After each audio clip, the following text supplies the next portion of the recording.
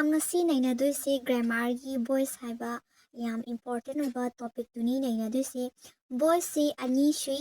active voice haiba ma passive voice haiba ma ado tense khanglagadi voice se yam line thoi ado tense khangdaba mi yawargasu comment ta haibiramu ai next video da tense ki topic ta video samjarake.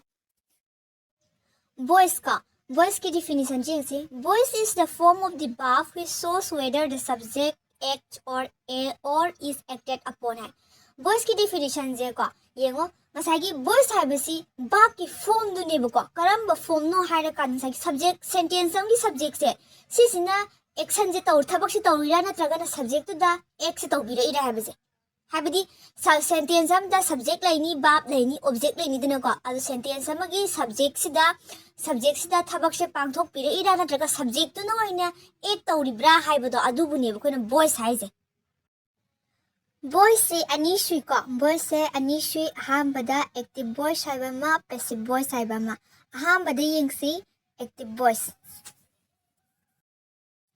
hambada active voice se sinam kamai to gi har kanda sentence tu gi subject tu na thaubu oiba habdi action se mana tauba ko adubu khina active voice te iba haidine ba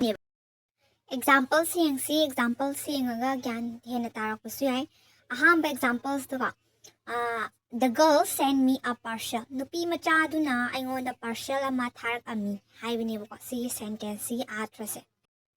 sigi sentence sida subject se kanano the girl nupi macha sniba send tharak lami habisna bab oidini ko me aingonda a parcel am hamne sida object se ani ni kana no me ga a parcel ga ka sida yung view subject se the girl nupi macha sina natra tauri se thabak se thaubu se kana no the girl nupi macha sina aba adu dina sentence se ke da active form dina sentence se khona active voice ta laiba ka uni bo ka haidi subjects na the girl have a subjects na kai da ba act taubani na ani shubu khudam da she sings a song mahakna man ishay ma sa ka habne ba ishay ma sa habne ko sentence ki subject ka nano si ka verb sina ka nano sing ka objects na kaino a song ka adui targadi sentence ki subjects na tawdra action se kai tawi man ishay sakpa gi action na tawdra ka adu dana kai da ba active voice ta leiba ka mathang da passive voice dana kamai tawi har kana sentence to gi subject to da ka sentence to gi subject to da thabak pangthok piba adu heragadi ngasagi verb se koina passive form da lei haidune ba the sentence se passive voice ta pirami natraga passive voice ta leire haidune ba haibadi active form da ka active voice ta leigiba object se sisna kaidoraba passive voice ta subject oiraktuine ba gyan tare ko amarom da hairagana kamai tawge hairaganda hoi sentence amada yauriba subject verb object se masi kaidaba verb amadi object se khoina sentence tu yam importance in utninga bhai tare ko kaidaba ma sam emphasize tawninga ba adu kanda khoina ma se mamangom da ngasai object se subject oina pukhala aga ngasai gi subject aseng budubuna preposition by je hapaga maningom da thame adumaina passive form da iba haiduine ma ko example singsi aina side am da active voice ta pire aduga side am na passive voice ta pire ko same sentence se ahamba sentence ri yingsi I painted the house saibu ko aina yumdo paint tawrami havene ko adi yango sida subject se kana no I ni painted habs na kai da verb ni ko kai buno ina paint tawrami se the house yumdu bune ba na try ni yumdu bune ma chu sangami je na trane adu passive ta kamai rakani object tu na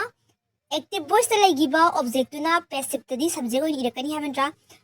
the house ibire ko object to kaida bus di subject oi was painted by me kaida ba aina masu sangami habane ba active ta kamai ba aina yumdu machu sangami habane ba ko passive ta na yumdu aina machu sangami habane ba poche ko ani shuba khudam da yengsi my father helped him ko ai gi pabung na mabu mateng pang nammi habane ba sigi sentence sigi structure jing bio subject se kanano my father ai pabung ko help mateng pangami ko si verb ni kanabu na mateng pangami se him mahakpuni him sina kaino object odini sigi active voice ta lai structure si yung subject laire verb laire object laire ko si passive ta mu on si kamai na on gani yung him se object natra him's object se he on top piro somna subject lagtuni na he was tense ke da pirami past da pirami was lag piro help lag piro be3 lag piro help ki ka kanano no by happy ro preposition kanano mating pangami se ai pabung na by my father aina sumaina haiba matamda boys ki matangda haiba matamda koi tense ki idea leitaba tense khangdaba yauragadi dum chamam narambasu yaiba aduna boys ni namatamda tense ki idea leibam di amna darkar di oi haidi aina participle apam matamda present da piramagana is mr hapakpa digi past participle of the verb lakpa by plus agent lakpa sumaina khar leiriba ko aduna mathang video da hanasi video se comment tawiramu tense ki matangda khangdaba yauragadi aina next video da topic to tense semaknaba aduga mathangda amuk boys ki part 2 amuk ko si example kaidaba active ta piraga passive to on ba aduna chingba sing amuk nainana bado amuk tawsi